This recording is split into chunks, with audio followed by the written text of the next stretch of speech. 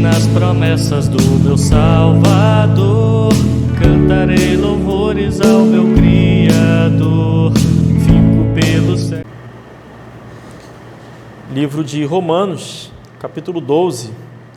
Enquanto os irmãos procuram aí, gostaria de agradecer a igreja também, né, por ter tido paciência, né, esperando por nós. Aqui atrasamos, saí cedo de lá, mas pegamos um trânsito violento, mas graças a Deus chegamos na hora, né, praticamente assim, mas os irmãos esperaram a gente tomar um cafezinho. Eu fico feliz por isso, que eu estava seco por um cafezinho. Agradeço o pastor Ismael também, né, por sempre ser generoso e deixar aqui, permitir que a gente traga a palavra aqui. Bom, Romanos capítulo 12, irmãos encontraram aí? Amém. Romanos capítulo 12, do versículo 1 ao 3, é o que eu vou ler agora, que diz assim a palavra de Deus. Rogo-vos, pois, irmãos, pela compaixão de Deus, que apresenteis os vossos corpos em sacrifício vivo, santo e agradável a Deus, que é o vosso culto racional. E não sedes conformados com este mundo, mas sedes transformados pela renovação do vosso entendimento, para que experimenteis qual seja a boa, agradável e perfeita vontade de Deus. Porque pela graça que me é dada, digo a cada um dentre vós, que não pense de si mesmo além do que convém. Antes, pense com moderação, conforme a medida da fé que Deus repartiu a cada um. Que o Senhor abençoe a leitura dessa palavra, só até aqui, e que Ele permita que eu não desvie da vontade dEle, né? Que eu fique firme, não desvie nem 1 centímetro para a direita, nem para a esquerda, daquilo que é a vontade de Deus para hoje. O tema de hoje, irmãos, é legalismo e liberdade. Legalismo e liberdade, tá? Não é um estudo aprofundado, é uma mensagem rápida que eu vou trazer para os irmãos, apenas para solidificar aquilo que eu acredito que já esteja no coração dos irmãos. De repente possa esclarecer alguma outra dúvida e tudo mais. O que o texto está dizendo aqui, tá? Ele está dizendo, vamos reler os 3 versículos aqui? Ele diz assim: rogo-vos, irmãos, rogo-vos, pois, irmãos, pela compaixão de Deus, que apresenteis os vossos corpos em sacrifício vivo, santo e agradável a Deus, que é o vosso culto racional. Então o apóstolo Paulo, ele está rogando aos irmãos que nós, os cristãos, temos por obrigação, ou pelo menos por vontade, tenhamos a vontade de apresentarmos a Cristo, apresentarmos ao Senhor em um culto racional, que por acaso foi a oração hoje do irmão agora aqui, acabou de falar aqui, quando pediu para abrir o culto, ele falou: olha, Senhor, que nós possamos oferecer um culto racional, e que essa seja nosso sentimento em todo culto, em todo momento de comunhão que nós tenhamos juntos, de estarmos oferecendo um culto racional, manifesto como? Com os nossos corpos em sacrifício vivo, santo, separado, e agradáveis a Deus. Então cada um de nós aqui tem a obrigação de nos santificar, de procurar nos separar do mundo, tá? E por isso a mensagem de hoje aborda a questão do legalismo e da liberdade. Como é que a gente entende isso? E diz mais: não sedes conformados com esse mundo, versículo 2. Ou seja, nós temos a opção que está diante de nós o tempo todo, de nós nos conformarmos, assumirmos a forma do mundo. Então nós, eu e o irmão Zé Renato, viemos de carro, a gente teve muito tempo para conversar no carro hoje, né, devido ao trânsito. A gente falou sobre muita coisa, e uma das coisas que a gente conversou no caminho para cá foi sobre isso, né, sobre as igrejas assumindo a forma do mundo, né? Tem um documentário, né, chama Hillsong. A gente começou a ver, eu não posso falar muito sobre o documentário, eu vi, vamos dizer assim, 1/5 do primeiro episódio, tudo que eu vi do documentário, mas enfim, talvez um pouquinho mais, menos, não sei. Mas daquilo ali que a gente pôde ver, a gente viu que a igreja, a mega igreja lá, Hillsong, é gigantesca, influencia o mundo inteiro, traz louvores para cá, ela começa o seu crescimento no dia que o pastor decide se conformar com o mundo. Então, conformar-se com o mundo, na época, né, no documentário diz que estavam na época da nova era, das músicas da nova era, e o que ele fez? Ele trouxe as músicas de fora para dentro da igreja. Então a gente aqui cantando, alvo mais que... Isso não agrada às pessoas. O que agrada às pessoas hoje? Nem sei mais. Essas músicas aí, doidas aí, a gente tem que fazer um estudo, né, para ver o que está agradando aí de música, o que está fazendo sucesso, né, essas MCs aí da vida, para poder trazer para dentro da igreja. Talvez seja essa a conformidade com o mundo. Isso é errado. A palavra de Deus está dizendo, não sejam conformados com esse mundo. Então nós, a igreja, a gente tem que se abster de assumir a forma do mundo. Nós somos o exemplo do mundo, nós somos o sal da terra e a luz do mundo. Então nós somos o exemplo, o modelo a ser seguido. Amém. Mas ao invés disso, em contraposição a assumir a forma do mundo, o texto diz, sede transformados pela renovação do vosso entendimento. Como é que eu renovo o meu entendimento ao ponto de me transformar? Não é assumindo uma novidade, não é esse o renovar-se. O renovar-se é pela renovação do vosso entendimento, desde que eu não me conforme com o mundo. Ou seja, à medida que eu vou estudando, à medida que eu vou aprendendo, à medida que a igreja vai amadurecendo, a igreja vai melhorando, vai evoluindo, mais e mais e mais, a gente vai experimentando do que?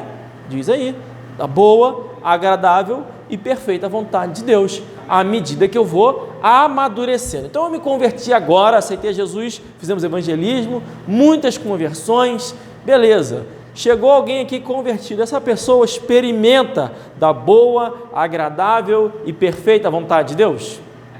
Ainda não. Ela experimenta da salvação, graças a Deus, louvado, é o mais importante. Mas tem todo um caminhar espiritual, tá? Que ela tem que percorrer.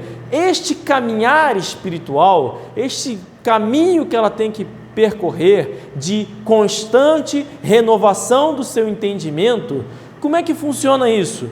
Olha, por exemplo, a Bíblia fala muitas coisas, um exemplo assim banal, é proibido fazer tatuagem, tá? Não pode fazer tatuagem, não posso marcar o corpo. A Bíblia é bem clara, você não pode fazer nenhuma marcação do seu corpo, beleza, é um entendimento simples, não tem dificuldade, mas a pessoa que está no mundo acha que não tem problema nenhum, ela não tem problema nenhum.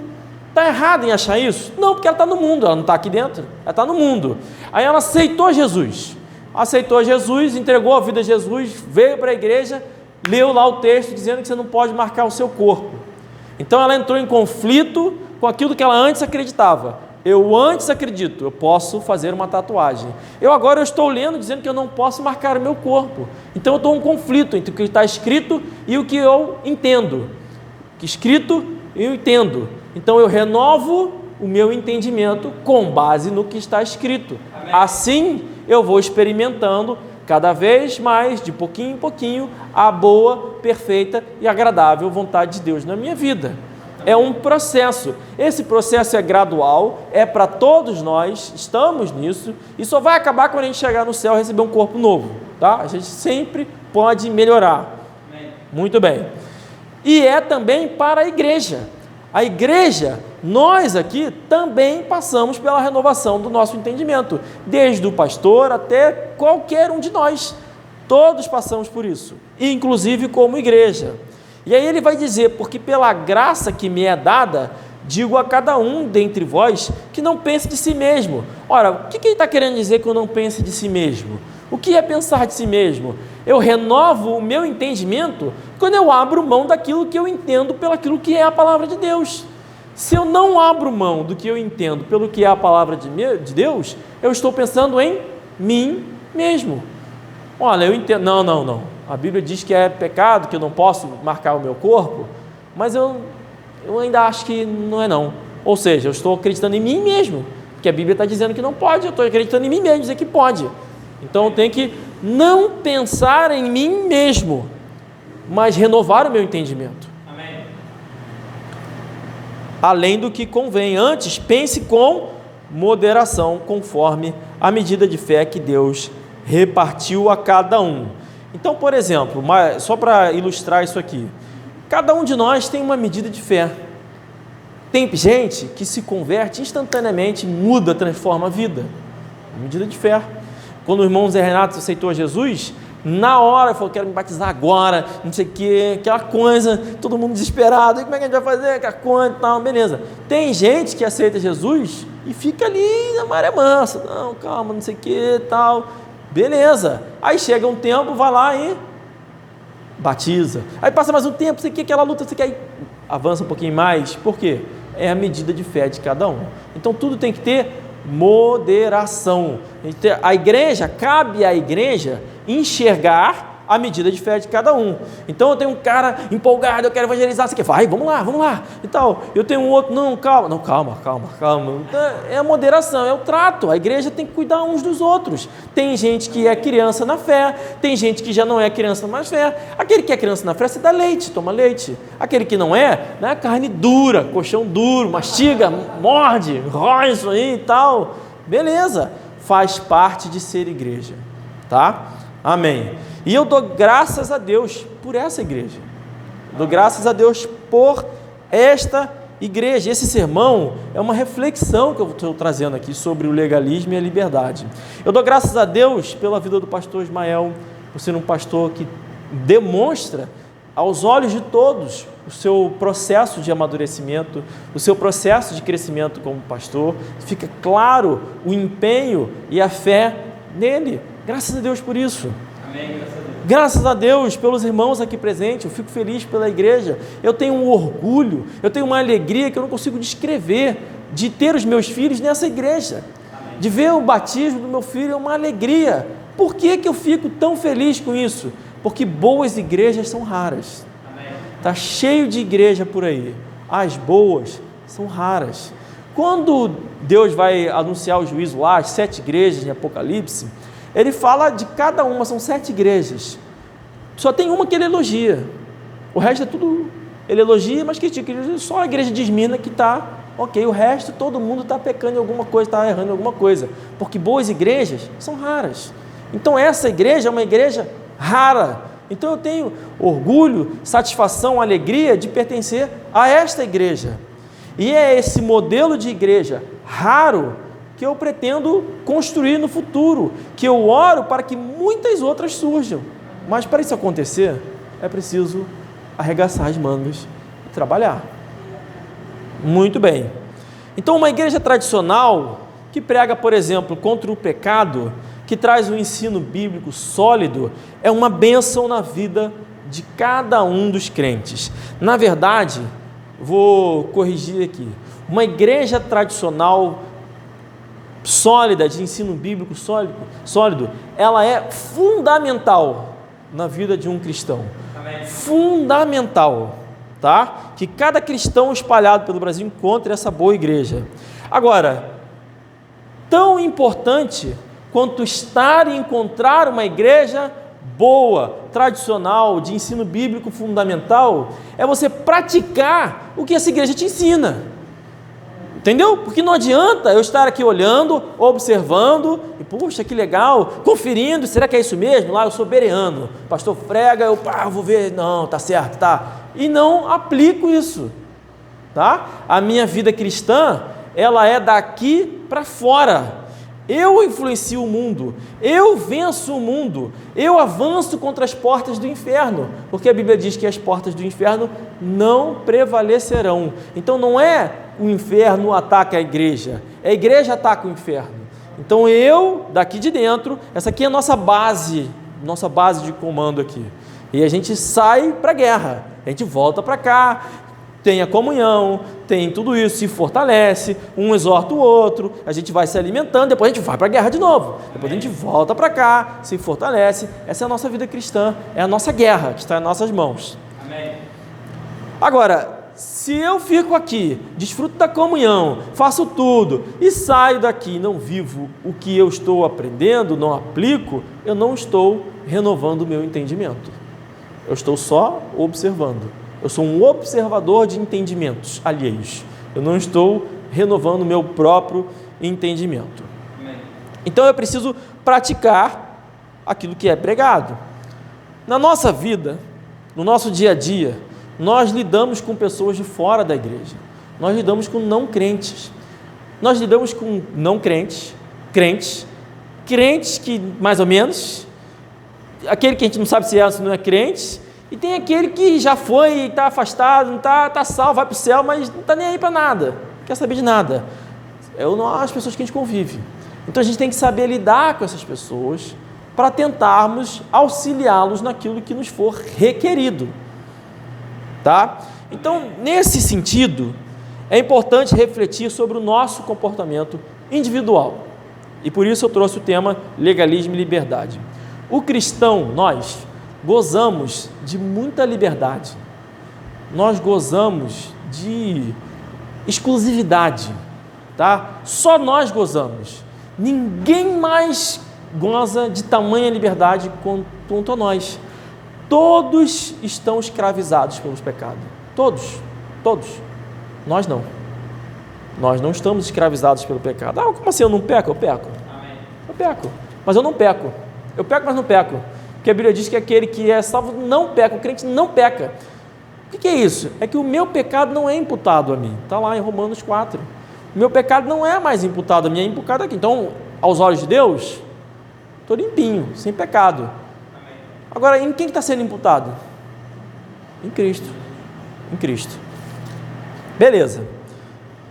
O cristão goza de certos privilégios. Então, os ateus, por exemplo, quem não acredita em nada, imagina, eu não acredito que exista alguém que não acredita em nada, mas vamos supor que tenha uma pessoa que não acredita em nada.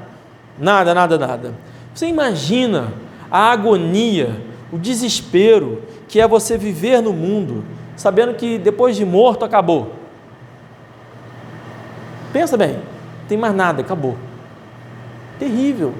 É por isso que muita gente fica desesperada de construir seu nome, de se eternizar com grandes obras, com qualquer outra coisa, porque quer deixar algum legado. Mas diz a Bíblia que depois da terceira ou quarta geração, acabou.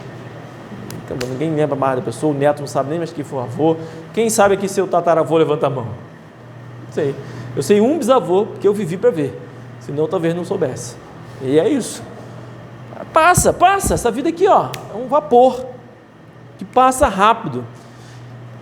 Então nós temos o privilégio, por exemplo, de ter certeza que não acaba agora. Não acaba. Na verdade, a gente não chegou nem no melhor, nem perto do melhor, a gente não consegue nem imaginar. Diz o texto lá que não dá nem para descrever. Paulo falou, não dá nem para descrever como é que é a próxima vida. Para nós é um privilégio. Por quê? Porque nós temos a certeza da salvação. Irmãos, é preciso ter certeza da sua salvação. Não dá para ter dúvida da minha salvação. Por que eu duvido da minha salvação às vezes? Não eu, mas por que as pessoas duvidam da sua salvação? Porque é difícil, se você parar para pensar, é difícil você olhar para você mesmo. Se você fizer um escrutínio da sua pessoa, olhar no espelho, no interior de você mesmo, você vai ver que você não presta, com todo respeito, tá? Você vai ver que você pensa besteira. Pensa bem, Jesus falou que se você odiar o seu irmão, só pensou, odiou, é réu da morte dele. Você não matou, não atacou, não xingou, não falou nada, mas você pensou, réu. O critério é muito alto. Então, se você parar para pensar e olhar para você mesmo, você vai ver que não dá para cumprir esse critério. Então, às vezes, na nossa fraqueza, é possível que você pense isso. Olha, poxa, eu não mereço mesmo. Eu tenho uma novidade para você. Você não merece, tá? Todos nós aqui, nenhum de nós merece. É por isso que Jesus morreu na cruz. É por isso. Ele morreu na cruz porque eu não merecia. Se eu pudesse ir para o céu sozinho, que diz o texto lá, se eu pudesse cumprir a lei, tudo direitinho, tintim por tintim, eu mesmo subia para o céu e falava, não, você consegue, vai meu filho, vai, igual a gente faz com o nosso filho, não, você consegue andar de bicicleta, vai, aí cai de bicicleta, não, vai de novo, aí cai de novo e tal, aquela coisa, você consegue, mas Deus não nos trata assim, porque a gente não consegue mesmo. Então ele falou assim, não, eu vou morrer por você, porque você não consegue, não tem salvação para você, salvação vem de mim, do meu filho, vou entregar o meu filho para pagar o seu preço. Tá? A gente tem que ter isso bem claro na nossa mente, porque nós estamos em guerra e nós vamos levar a palavra para os outros, então a gente tem que estar consciente de quem nós somos nesse mundo. Nós somos o sal da terra e a luz do mundo, nós somos o sangue do Cordeiro, fomos lavados pelo sangue do Cordeiro. Quando Jesus Cristo, a Bíblia diz que o nosso nome é escrito no livro da vida com o sangue de Jesus. Não dá para passar leak paper, não dá para apagar. Uma vez salvo, sempre salvo, tá? É claro, é cristalino isso, porque não depende de mim. Amém. Então eu tenho a plena tranquilidade que se acontecer uma fatalidade, eu morrer, eu vou para o céu. Beleza, não tenho angústia, nada, eu vou estar no céu. Para não dizer que eu não fico assim, eu fico preocupado, como é que vai ficar minha família e tal, mas Deus é que vai cuidar deles. Deus é que vai cuidar deles, porque eu e a minha casa servimos ao Senhor. Amém. Então está nas mãos dele, o que ele vai fazer comigo, com a minha família, está nas mãos de Deus. Está nas mãos de Deus. Quando eu penso nisso, eu penso, coitado dos espíritas. Coitado, porque eles acreditam na reencarnação. Terrível. Não tem nada pior do que você ter que ficar voltando para esse mundo aqui. Voltando. Numa esperança vã de que você vai evoluir um pouquinho, depois mais um pouquinho, e até um dia, quem sabe, você virá. Meu Deus do céu, isso é tortura. Vem para cá, é sofrimento, é luta, é calor, é não sei o que, tudo isso é tortura. Você tem que ficar voltando para esse mundo. Agora quando você pensa assim, não, isso aqui é só um vapor, acabou, depois eu tenho a eternidade com Deus. Graças a Deus por esse período aqui. Graças a Deus. Coitado deles. Tudo que o espírita quer, e por isso eles acreditam nisso, é uma segunda chance. Eles querem isso, uma segunda chance, uma terceira chance, uma quarta chance, para ir melhorando um pouquinho, mas não vão conseguir. Na verdade, quando eles morrerem, eles vão ter uma terrível surpresa, vão estar diante de Deus, sendo julgados. E aí? Pensa bem, você chegar lá, diante de Deus, sendo julgado, sabendo que você rejeitou o sacrifício do seu filho. Rejeitou, porque ou você aceita ou você rejeita. É inferno. Acabou. Amém. Católicos, a mesma coisa. Na pior das hipóteses, na mente de um católico, ele vai para o purgatório. E o purgatório é temporário na cabeça deles. Não fica para sempre. Então ele vai pagar lá, vai sofrer, tal, né? Torce para que os vivos aqui façam uma boa missa de sétimo dia, um negócio para interceder por eles lá no purgatório. Torce, você não esquece de mim, né? Antes de morrer faz as suas doações lá, é igual o pai de família que vai morrer, né? Aí fala, vou distribuir a minha herança aqui, tal, você faz isso aqui. O católico é mais ou menos isso, estou morrendo, vou fazer assim, vou lá no padre, peço perdão por isso, por aquilo, chama a mulher, eu traí, fiz não sei o que, matei, sei lá, começa a confessar um monte de coisa, só para se corrigir, né? Para amenizar ali no final e tal. Aí fala para os filhos, missa de sétimo dia tem que ser não sei o que, sobe a escadaria, não sei o que, para lá, bota as regras todas para quê? Quando a gente chegar lá no purgatório, o pessoal, fulano fez não sei o que, menos um dia aqui, menos não sei, esperança vã, tola, a gente ri porque é ridículo, todo respeito, ridículo, é patético. E o que é isso? É qualquer esperança numa segunda chance, só isso, eles querem uma segunda chance. Eu vivo na maior tranquilidade quanto a isso. É um privilégio que nós cristãos temos, de viver essa vida sabendo que ela é finita e que nos leva para uma vida eterna. Privilégio. Eu vivo na maior tranquilidade e na certeza absoluta de que se eu pecar agora aqui e eu morrer pecando, eu vou para o céu. Amém. Tranquilo. Graças a Deus por isso, porque não depende de mim. Uma vez salvo, sempre salvo. Que isso, igual a gente estava evangelizando, a moça falou assim para mim, não, agora eu tenho certeza que estou salvo, mas às vezes tal, mas como é que é? Não, porque eu me arrependi, não sei o quê, aí amanhã se eu não me arrepender, não me ajoelhar, não orar, aí eu não vou estar mais salvo. Eu falei, dormindo, como é que você faz? Não, dormindo eu não sei. Pois é. E aí, como é que você faz dormindo? Você dormiu salvo ou não salvo? Porque se você morrer dormindo, o negócio vai ficar feio para você. Não está salvo. Ainda tem mais, imagina, o cara é casado, Jesus falou que, no exemplo que ele deu, né? Sonhou, o cara é casado, Jesus falou que se você pensou, cometeu adultério, aí o cara sonhou, já era, meu irmão, já era para tu, já acabou, é inferno. Pensa na loucura que é você confiar em você mesmo.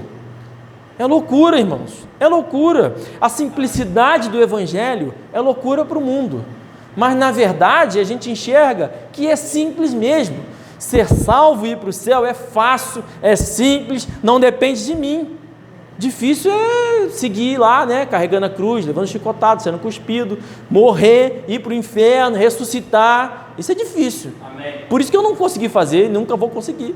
Já Jesus fez. Afinal, para Deus não há impossível, não é isso? Não há impossível. Beleza. Amém. Então, irmãos, se os irmãos me pegarem furando um sinal vermelho, furei o sinal vermelho. É pecado ou não é pecado, irmãos? Estou dando mau testemunho na pior das hipóteses, né? A Bíblia não diz, né? O pecado é descumprimento da lei. Mas estou dando mau testemunho, vamos considerar então pecado. Eu vou para o céu assim mesmo, tá? Furei o sinal, vou para o céu. Me pegou, soltei um palavrão, vou para o céu. Aí é pecado mesmo, palavra torpe, pecado. Aí me viram no bar bebendo lá, eu vou para o céu. Estou dando esse exemplo que a gente pregou lá no bar, né? Aí eu brincando falei assim, né, pro pastor aqui, né?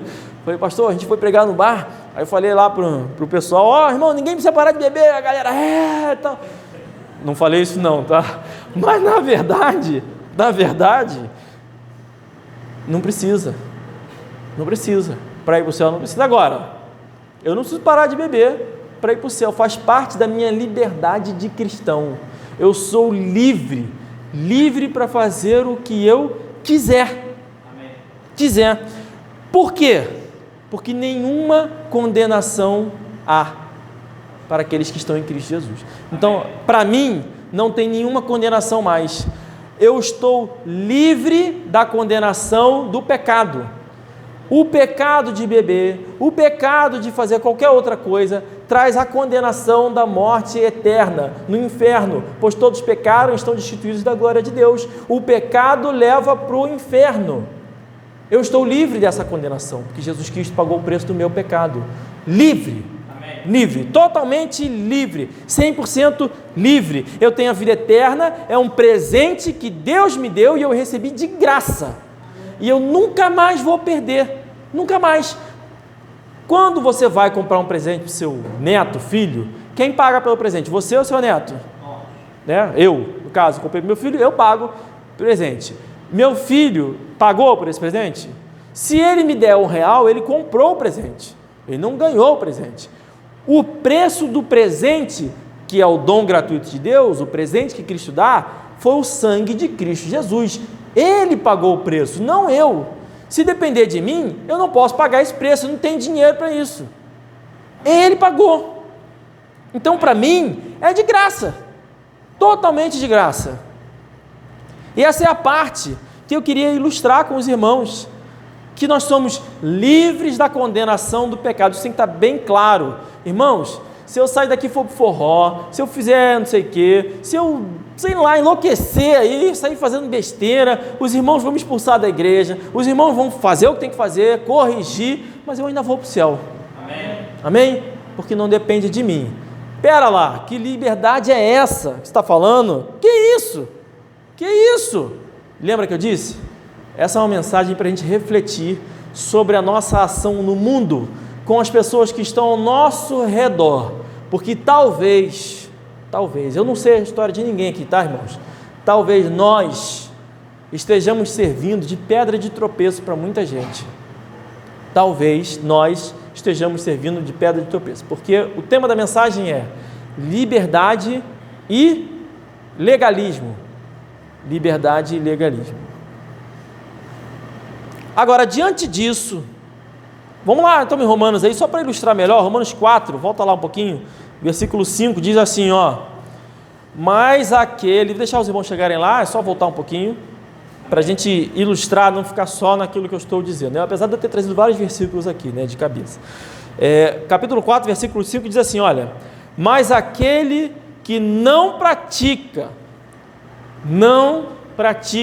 sublinha aí na sua Bíblia, fotografa, faz um quadro, cola na sua parede, todo dia de manhã você lê esse versículo aí, diz assim, mas aquele que não pratica, mas crê naquele que justifica o ímpio, a sua fé lhe é imputada como justiça. justificado pela fé. Então eu estou falando, quando o texto diz assim, mas crê, quem é aquele que crê? Quem crê é crente, só para a gente ter um termo assim, crente, para ficar a palavra crer. Eu creio. Quem aqui crê em Jesus Cristo como único e suficiente Salvador? Levanta a mão. Amém.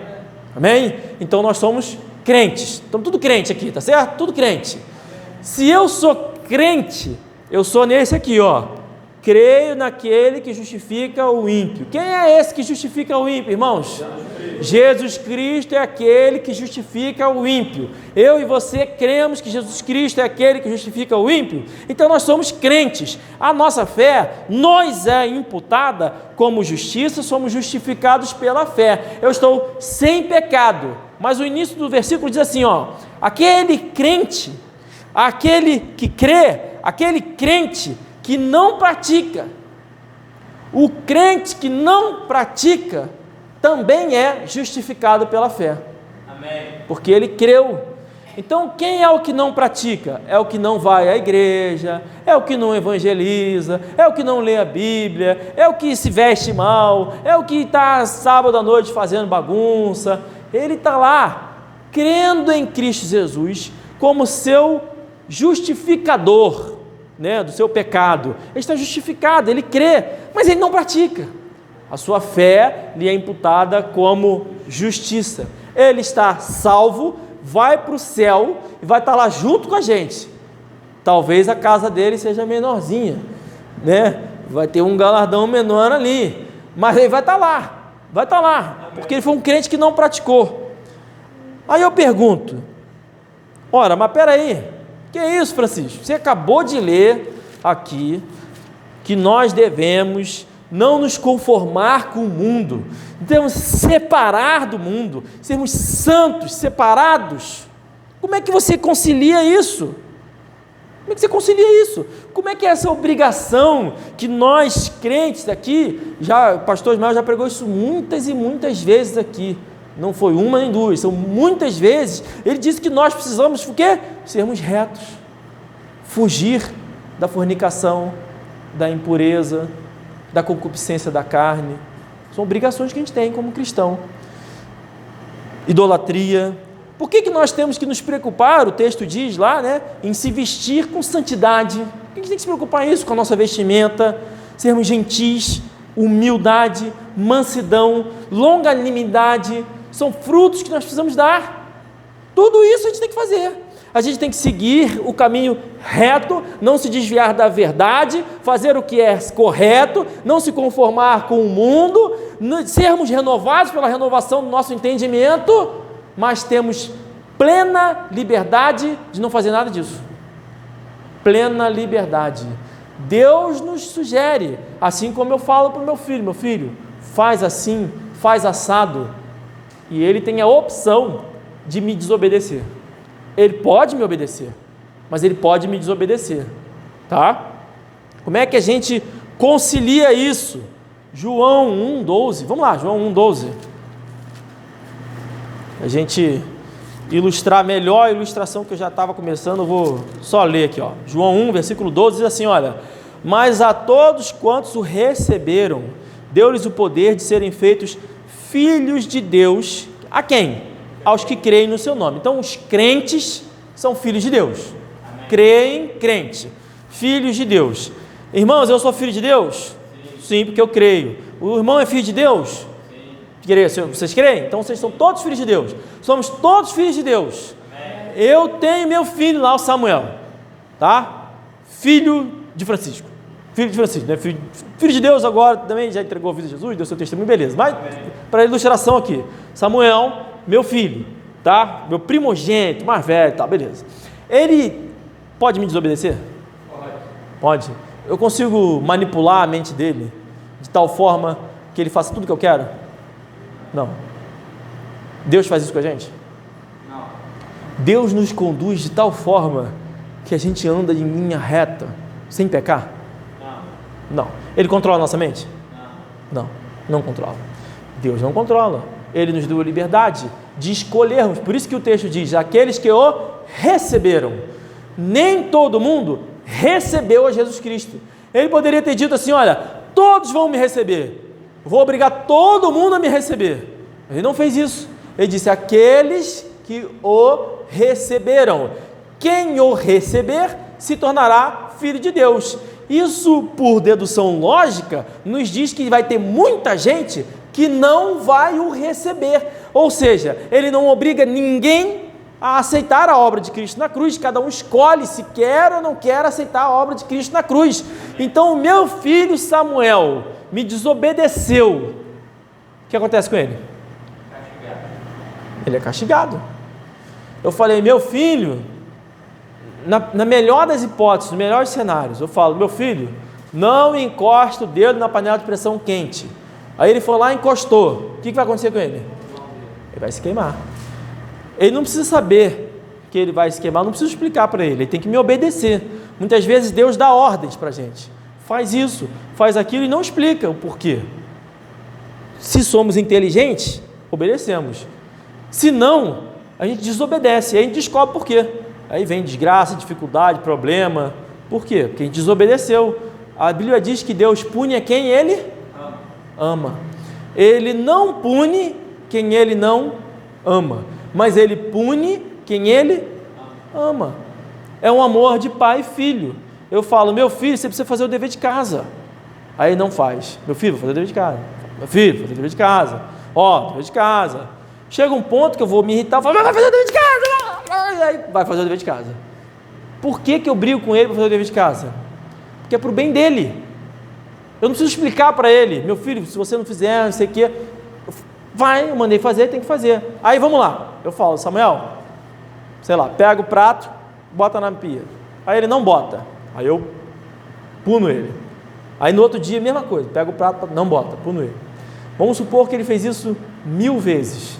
O que vai acontecer com ele 1000 vezes? Castigado. Quantas vezes ele tem que me desobedecer para ele deixar de ser meu filho? Quantas vezes? Depois de quantas desobediências? Cortado. Você agora é filho do vizinho.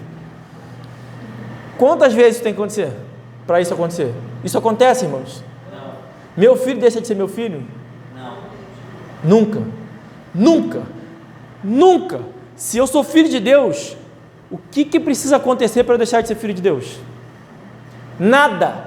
Eu nunca vou deixar de ser filho de Deus. Se ele é meu pai e eu sou filho dele, acabou. Acabou, não tem mais volta. Não tem, não, está cortado, agora você é filho do diabo. Não, filho de Deus. Eu não posso chegar e falar assim: Samuel, chega, pega suas coisas, vai morar para o vizinho, tu é filho dele agora, filho dele, não é mais meu filho não. Chega de prato na pia aqui, chega, vai embora. Não, eu vou ter que conviver com o prato, eu vou me irritar, eu vou brigar, ele vai sofrer as consequências, vai ser uma vida difícil para ele, mas ele nunca vai deixar de ser meu filho. Irmãos, vocês têm que ter certeza da salvação. Vocês são filhos de Deus. Eu não sou um filho meu, um filho de Deus. Se eu que sou eu, ninguém, meu filho nunca deixa de ser meu filho, imagina de Deus. Amém. Eu não sou nada, não tenho autoridade, poder nenhum.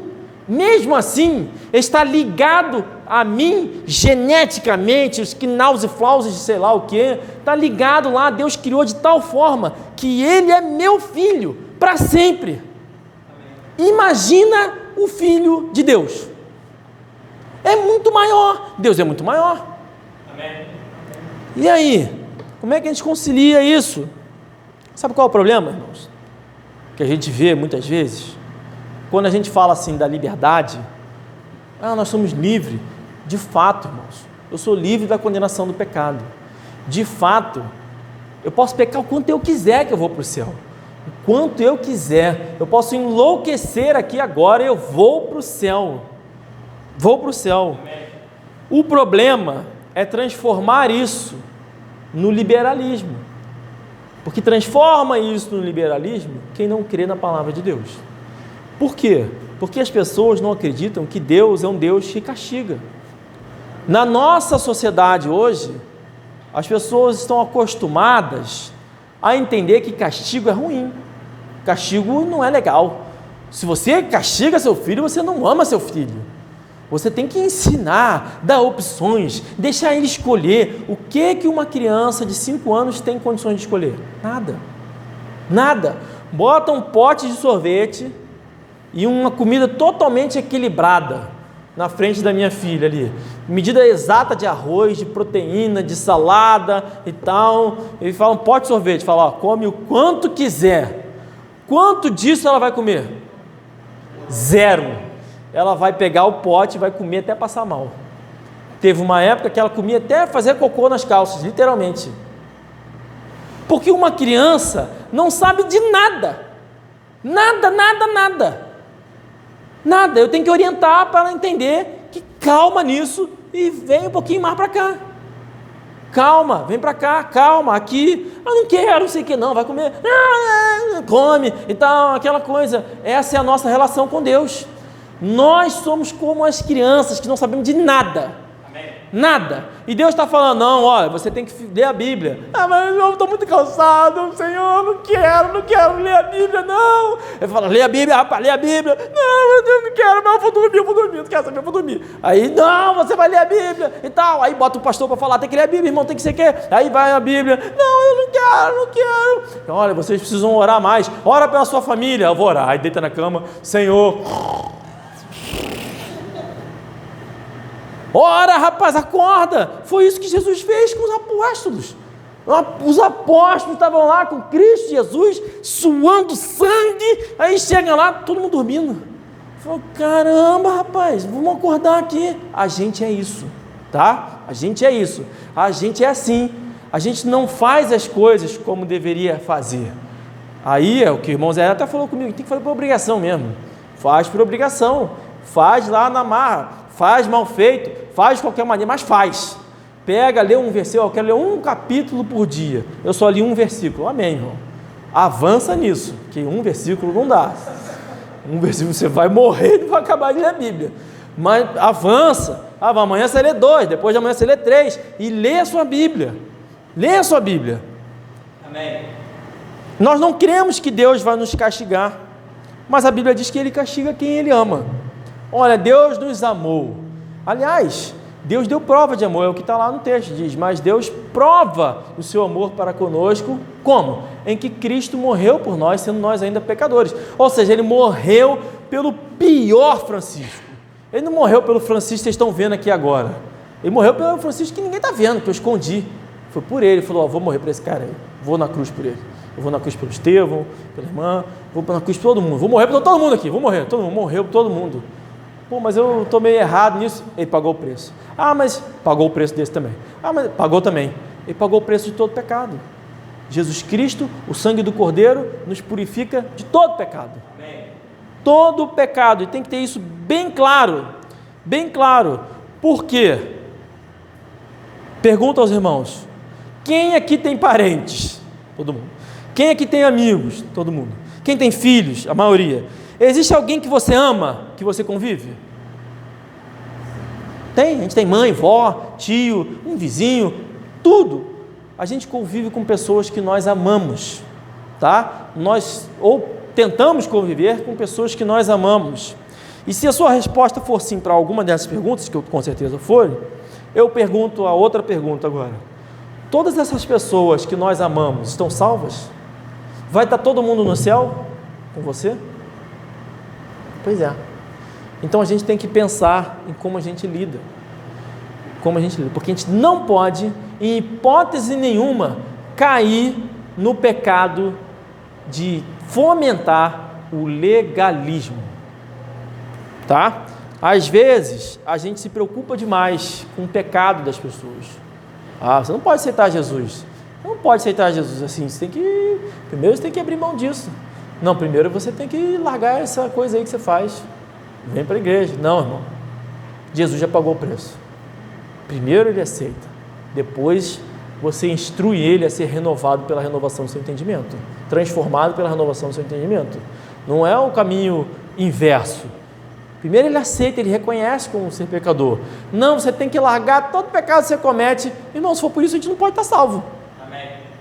Tá? Se precisar falar assim, ó, você precisa largar todo pecado, você precisa parar de fazer isso, fazer aquilo outro. Ele não vai aceitar Jesus, porque ele não vai conseguir. tá? Assim como eu e você não conseguimos. Então a gente tem que ter esse cuidado, esse zelo com as pessoas que nós amamos, para não servirmos de pedra de tropeço. E muitas vezes as pessoas estão até salvas e nós também servimos de pedra de tropeço por causa do nosso legalismo. A gente impõe coisas às pessoas que nós mesmos não conseguimos cumprir, tá? E a gente tem que zelar contra isso. Nós não pregamos contra o pecado, irmãos. Essa igreja prega contra o pecado. A nossa congregação em Niterói prega contra o pecado.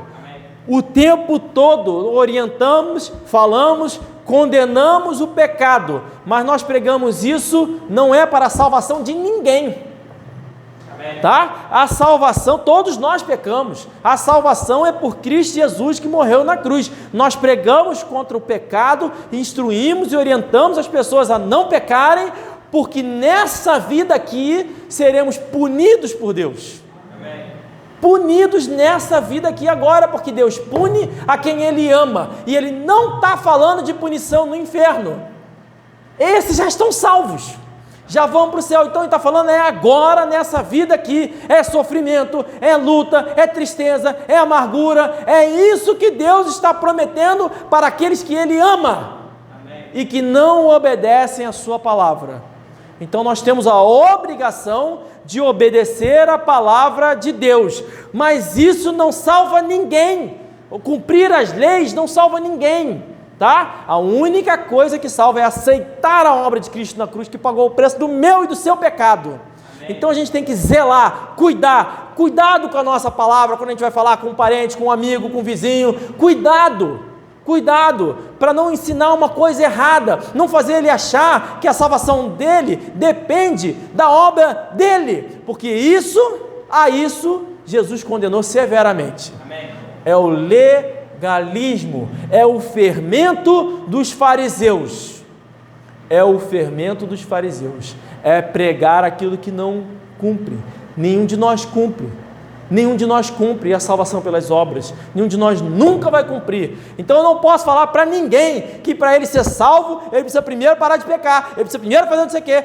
Não precisa. Primeiro ele aceita Jesus, ele reconhece que é pecador, Jesus Cristo entra na vida dele, lava ele fica limpo. Isso é o primeiro passo. Aí depois a gente fala, agora vamos trabalhar aqui, vamos melhorar, beleza. Lembrando que aquele textinho que nós vamos colar na nossa parede, dever de casa, diz que esse cara que acabou de aceitar Jesus vai para o céu, pode ser um crente que não pratica. E ele vai para o céu sem praticar. Amém. Sem praticar. Agora, não é só isso. Eu tenho meus filhos, eu quero a salvação deles, estão todos salvos. Beleza, eu quero que ele fique firme na igreja? Quero. Eu quero que ele cumpra os mandamentos de Deus? Quero. Eu quero que ele se dedique na palavra do Senhor? Quero. Eu quero que ele saiba para evangelizar e ganhe almas? Quero. Amém. Por quê? Que além, o primeiro motivo eu já dei, Deus pode nos punir aqui agora. Além disso, ele vai ter filhos um dia, e a Bíblia diz que a gente precisa ensinar para os nossos filhos, e dos nossos filhos para os filhos deles, e para os filhos deles para as gerações seguintes. Todas as gerações. O meu filho salvo não salva o filho dele. A minha salvação não salva o meu filho, tá? A gente está evangelizando, às vezes a pessoa fala assim, não, eu vou para o céu porque minha filha, porque meu marido, porque minha esposa está na igreja todo dia, não sei o quê, ele vai para o inferno e a esposa vai para o céu, ele vai para o inferno e o filho vai para o céu, ele vai para o inferno e o outro que cumpre a palavra de Deus, ou que aceitou a obra de Cristo, vai para o céu, separados, um para o inferno e outro para o céu. Porque a salvação é individual. Amém. É individual. Então eu tenho que ensinar o meu filho, eu tenho que ensinar a igreja, para que a igreja ensine aos outros filhos, para que quando eu morrer, a palavra de Deus continue sendo pregada conforme ela é. A salvação vem pela graça. Amém. Por meio da fé. De graça, por meio da fé.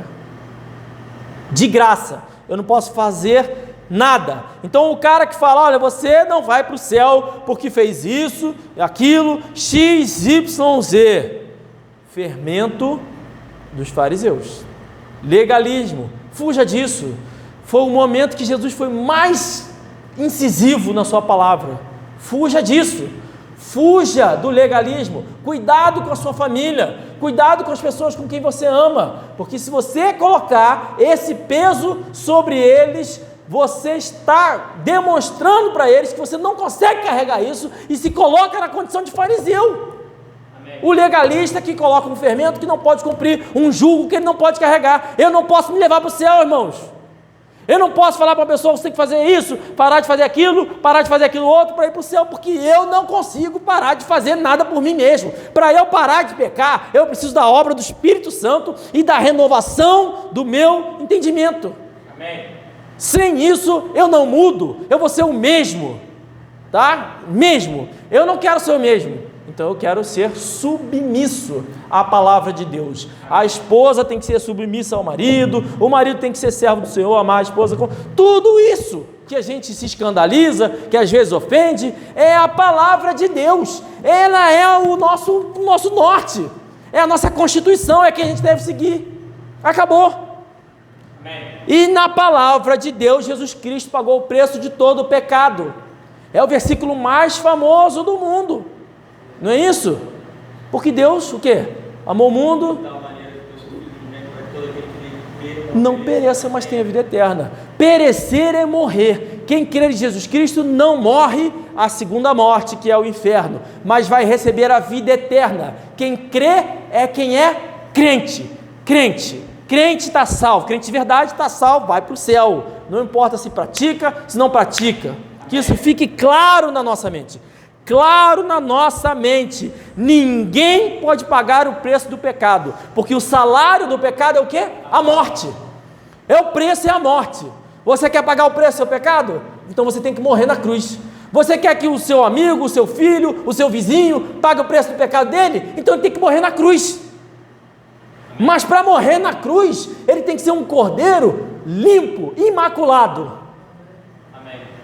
Ou seja, só Jesus Cristo pode pagar o preço. Só Jesus Cristo viveu no mundo sem pecado. Amém. Só Ele pode nos lavar de todo o pecado. E você precisa ter certeza que nada pode te separar das mãos de Deus. Amém. Nada. Certeza absoluta. Alguém perguntar, mas não interessa. Depende de Deus e não de mim. Deus não falha, eu falho. Deus não peca, eu peco. Jesus Cristo não pecou, eu pequei. Ele pagou o preço, não eu. Amém. E essa é a reflexão de hoje. Só Jesus Cristo pode pagar o preço do pecado. Amém. Nem liberalismo, nem legalismo. O que o texto disse? Moderação. Tudo me é lícito, mas nem tudo me convém. Então eu posso, repetindo o que eu falei nisso, eu posso sair daqui e começar a pecar feito um louco e mesmo assim vou para o céu? Sim. Alguém duvida disso, gente? Não. Eu posso fazer qualquer loucura, eu vou para o céu, porque não depende de mim. Agora, o que vai acontecer comigo se eu fizer qualquer loucura dessa? Deus vai me castigar, vai me punir, vai me trazer uma vida difícil, vai me fazer entender por outras formas que a vontade dele é melhor do que a minha. Amém. Por isso, eu não tenho que pensar muito de mim mesmo, é o que diz o texto. Se eu penso muito de mim mesmo, que é o texto que a gente leu, versículo 3, Romanos 12, se eu penso muito de mim mesmo, eu estou contrário à vontade de Deus, e por isso não estou sendo renovado, sendo transformado pela renovação do meu entendimento, e Deus vai me punir. Amém. Meu filho pode escolher passar a vida inteirinha no castigo? Pode, depende dele.